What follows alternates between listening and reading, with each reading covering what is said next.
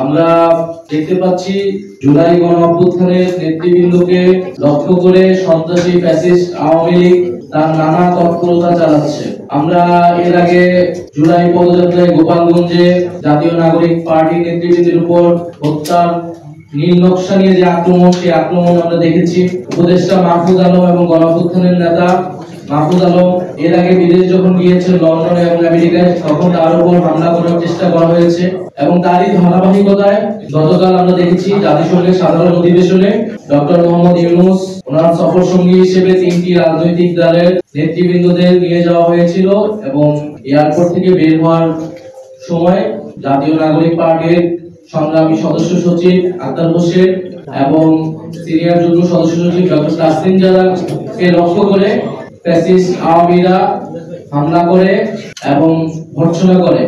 আমরা সার্বিক বিষয় পর্যালোচনা করে বলতে চাই যে এই যে ক্রমাগত হামলা, ষড়যন্ত্র এবং অপতৎপরতা চলমান রয়েছে, সরকারের পক্ষ থেকে উপযুক্ত কোনো ব্যবস্থা আসলে নেওয়া হয়নি। যখন মাহফুজ আলমের উপরে উপদেষ্টা মাহফুজ আলমের উপর আক্রমণ হয়েছিল, তখন আমরা বলেছিলাম যে গণ অভ্যুত্থানের নেতৃবৃন্দদেরকে টার্গেট করা হচ্ছে এবং এই ঘটনাগুলোর সাথে প্রশাসনের বিভিন্ন কর্মকর্তা জড়িত। ভিতর থেকে এই ইনফরমেশনগুলো লিক করা হয় এবং সরকার এবং পররাষ্ট্র মন্ত্রণালয় থেকে নিরাপত্তা প্রদানের যে ধরনের ব্যবস্থা নেওয়া হয়েছিল, সেই ব্যবস্থাগুলো যথাযথ ছিল না বলেই গতকালের ঘটনা ঘটতে পেরেছিল। ফলে আমরা এর নিন্দা এবং প্রতিবাদ জানাচ্ছি এবং সরকার এবং পররাষ্ট্র উপদেষ্টার কাছে জবাবদিহিতা চাইছি যে সরকার তার সফর সঙ্গী হিসেবে ডক্টর ইউনূস তার সফর সঙ্গী হিসেবে রাজনৈতিক নেতৃবৃন্দদের নিয়ে গেলে সেখানে আমাদের যাওয়ার কথা ছিল না। প্রধান উপদেষ্টা ডক্টর মোহাম্মদ ইউনূসের আহ্বানে আমরা রাজি হয়েছিলাম। সেখানে তাদের সম্পূর্ণ নিরাপত্তা এবং সম্মান নিশ্চিত করার দায়িত্ব ছিল সরকার এবং প্রশাসনের, সেটি করতে তারা ব্যর্থ হয়েছে। দ্বিতীয়ত, এটি কোনো বিচ্ছিন্ন ঘটনা নয়।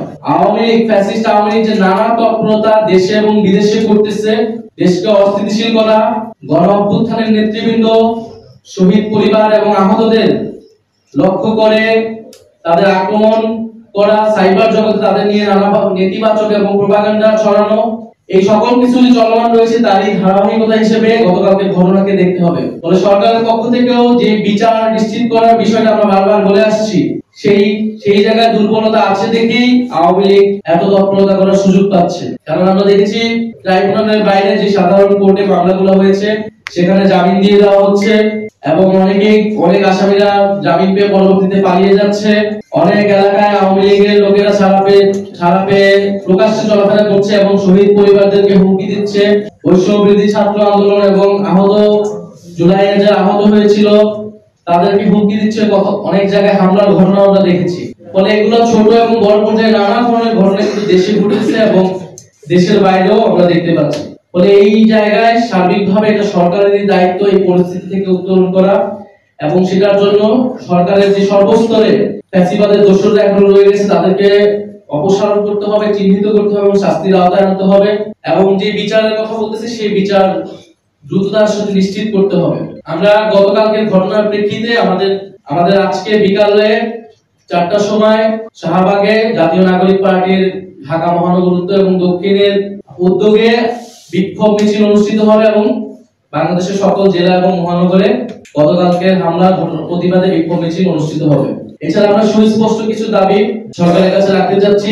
গতকালকের ঘটনার সকল হামলাকারীদের চিহ্নিত করে এবং অবিলম্বে গ্রেফতার করা। নিউ ইয়র্কের কনসুলেট জেনারেলকে অবিলম্বে পদত্যাগ করতে হবে এবং ঘটনার সম্পূর্ণ তদন্ত করে নিরাপত্তা প্রদানে ব্যর্থ কর্মকর্তাদের শাস্তিমূলক ব্যবস্থা নিতে হবে।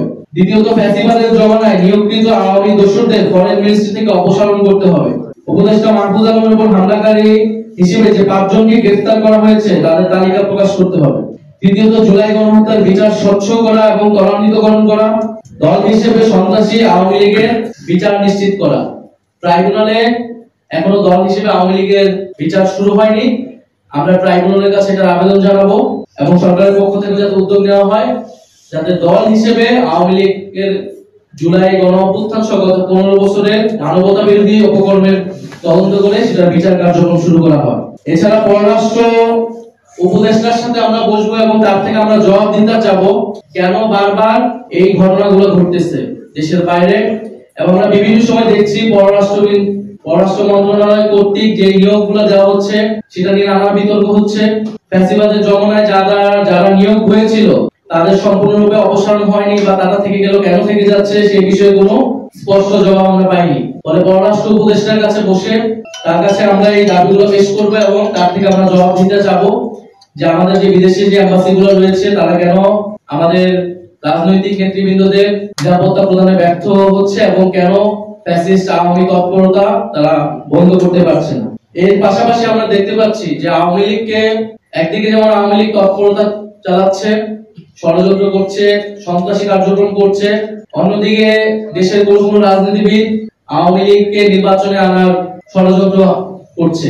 আমরা স্পষ্টভাবে বলতে চাই, আওয়ামী লীগকে নির্বাচনে আনা অথবা আওয়ামী লীগকে রাজনীতিতে পুনর্বাসন করার কোনো সুযোগ নাই। যারা এটা করার চেষ্টা করবে জনগণ তাদের বিরুদ্ধেই দাঁড়াবে, তাদের রাজনীতি বাংলাদেশ থেকে নাই হয়ে যাবে। ফলে জুলাই গণ অভ্যুত্থানে ৩৬শে জুলাই, ৫ই আগস্ট বাংলাদেশের ছাত্র জনতা আওয়ামী লীগের বিরুদ্ধে তাদের রায় জানিয়ে দিয়েছিল।